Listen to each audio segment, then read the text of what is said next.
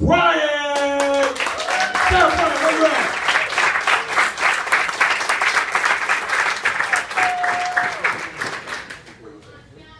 Ladies and gentlemen, you've done this 3 times now.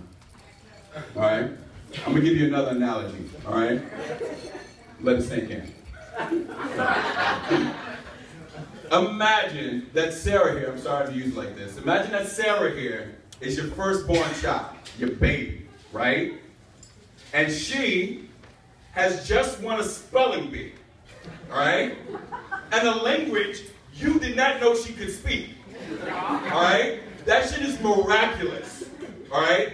That's how loud I need you to clap. Like your firstborn baby, Sarah, has just won a spelling bee and a language that she does not speak. Ladies and gentlemen, your next open mic performer.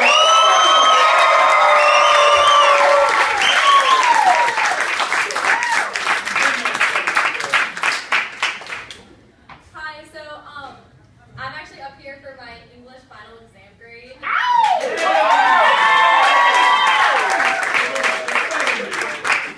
So I chose to write a spoken word as my final exam grade, so here it is. Mental, sick, messed up. That is what I would hear. That is what I thought of it, that it should be something I fear, because that is what society whispered in my ear every day and every year. Depression can't happen to you. People like that aren't like you.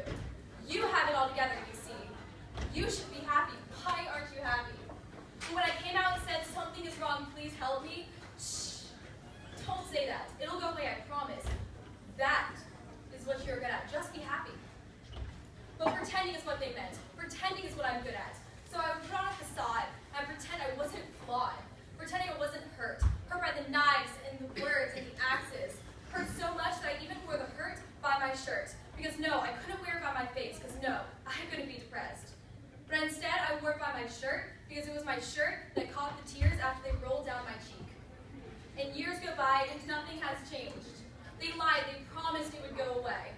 The feelings are getting worse, and I'm no longer living, but I'm walking outside, looking in on a world I so desperately want to be a part of. But no, you can't come inside. That's what they would say.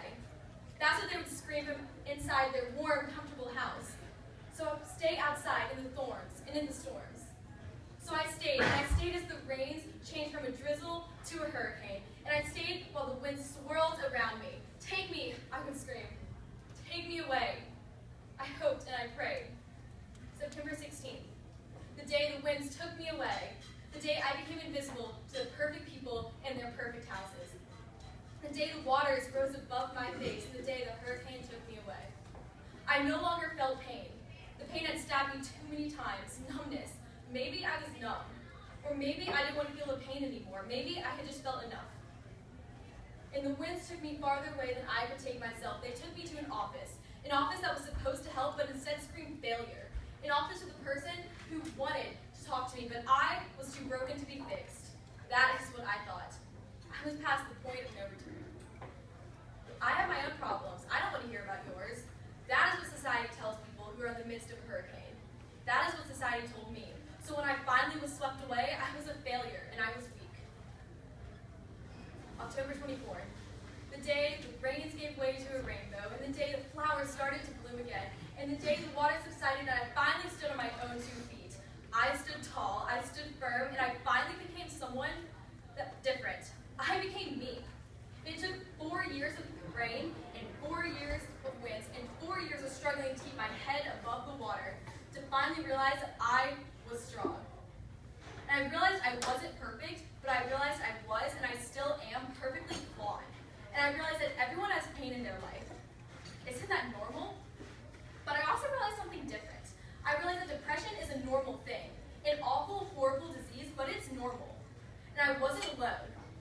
I wasn't the only one struggling, and I wasn't different from anyone else. So why do we tell people that? Why do we tell people who ask for help to be quiet? And why do we tell them that we don't care? Why do we tell them that they are worthless and that they are a hopeless case? That just makes things worse. Trust me, I would know. And why do we send them hate when all they need is love? And why do we tell young adults that they are messed up? Because isn't life hard enough? Pretending it doesn't exist doesn't make it go away. Trust me, I try to together for 4 years, I would know.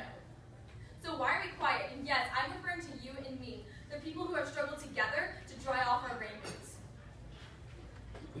Don't we have a responsibility to save these precious men and women treading in the deep end? Don't we have this responsibility? Because the world has already lost enough precious souls. Well, I refuse to be quiet anymore.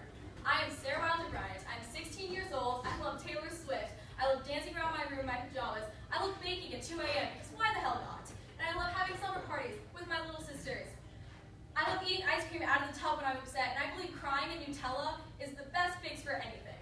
I'm lots of lipstick just in case I ever get the courage to wear them in public. But I've also struggled with depression for 4 years, and if you looked at me, you probably wouldn't guess that about me. You would probably think I'm always super happy and everything's perfect just because of the way I make myself look like a fool in public. But the truth is, I'm struggling, and I always will be. I still have really high highs and very deep lows. And I still have moments where I think my only option is to let go. But now, I'm not scared of my emotions. I feel my emotions, good and bad, comfortable and uncomfortable. So no, you